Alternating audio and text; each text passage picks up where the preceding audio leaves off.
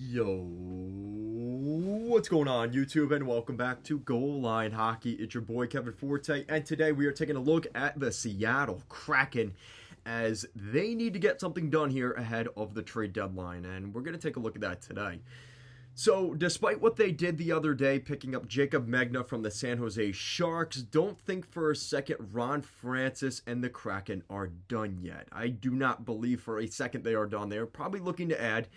And the market has kind of changed a little bit. I've had to make this video now for a second time because of Tarasenko's trade.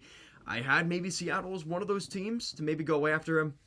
That's officially gone now. So what else is available for the Seattle Kraken? So looking at their current situation, it's kind of a weird spot for the Kraken. They've got a lot of guys on pending contracts. And it kind of makes you wonder, so are they going to go with rentals? Are they going to go with a guy that maybe there's more stability? What are they looking to do here? So when you look at some of their UFAs and RFAs, it takes a little bit of the picture of what they're maybe looking to do. So they've got Daniel Sprong, Morgan Geekie, and Vince Dunn as RFAs this summer, and they've got UFAs Martin Jones, Ryan Donato, Carson Soucy, Will Borgen, and Cale Fleury. So of those guys, truthfully, I think they'd like to keep Soucy as a UFA. I don't think they're going to have the money to, and that's where maybe a trade comes into the equation where maybe they're able to get something done. Daniel Sprong and Vince Dunn, I would say, are the priorities in the RFA category. I think those are the two guys that, I think, especially with Daniel Sprong's emergence this season, I think that's a guy they really want to keep long term, and Vince Dunn's been very capable on the back end since they picked him up in the expansion draft. So with that out of the way, with those guys kind of seemingly the blueprint of what they want to keep, well, what assets do they have to maybe trade to get better here? So in this year's draft in 2023, they have their own first-round pick, their own second-round pick, and third-round pick. But they've also got two other second-round picks in this year's draft. They've got Toronto's and Winnipeg's second round picks, which is seen as a valuable asset in this year's draft because of what we're expecting to be a deep 2023 NHL draft. The second round picks are actually being almost worth the value of first round picks, which could be a good thing here for the Kraken if they're looking to buy. Now, if that's the case, who are some of the guys that could be available? Sam Reinhart and Timo Meier are guys that have been linked to the Kraken here over the last couple of weeks from the 32 Thoughts podcast from Elliot Friedman. But another name that I think should be mentioned more for the Kraken is Nick Bjugstad down in Arizona. He's got multiple years left on his contract. He's making basically entry-level contract money and is a guy that can score and add some depth scoring to this Kraken team that they seem to be looking for. So when I look at the Kraken, if you're looking at a guy that's maybe not going to cost you too much, but you're looking to bring someone in, I think Reinhart and Bjugstad would be those guys.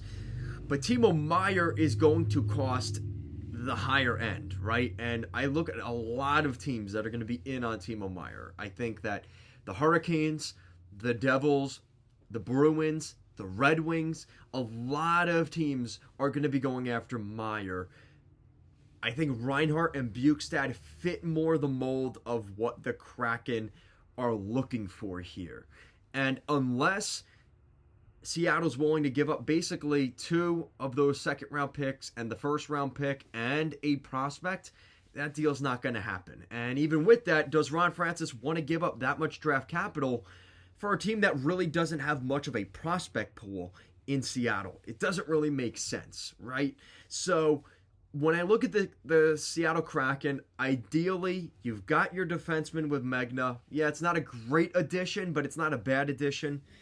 You bring in one of those guys, either Reinhart or Bjugstad, and I think that's a very, very good, successful deadline for the Kraken, right? It's not anything sexy. You're not bringing in any big-name guys, but they don't need to. They're not in a spot where they need to go out and make that big move and potentially sacrifice the future, right?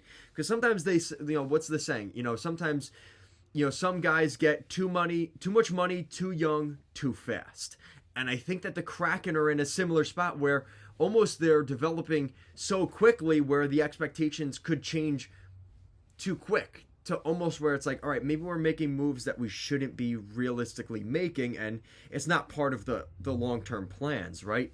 So I think the Kraken are in a spot where they can buy at this year's deadline, but don't mortgage the future. I think Florida is going to try and get rid of some of that money with Sam Reinhart, trying to move on from him, or Sam Bennett. Timo Meier, I think, could be on the board, and you should be calling San Jose, but not giving up anything crazy. And I like Nick Bjugstad in Arizona. I think that's a very underrated guy that people are starting to talk about going into the deadline. That, even if he cost you a second round pick, I think Arizona would be happy with that. I think, the Kraken would be okay with that. And they get a guy with some term as well on a cheap deal. So let me know what you guys think in the comment section down below. What do you guys think of the Seattle Kraken going into this deadline? Would you like to see them going after a big UFA like a Ryan O'Reilly, or say one of those bigger names like a Timo Meier? Or do you want to see them go for a lesser guy like a Reinhart or a Bjugstad? Let me know your guys' thoughts. Thank you so much for watching this video, and I will see you again next time.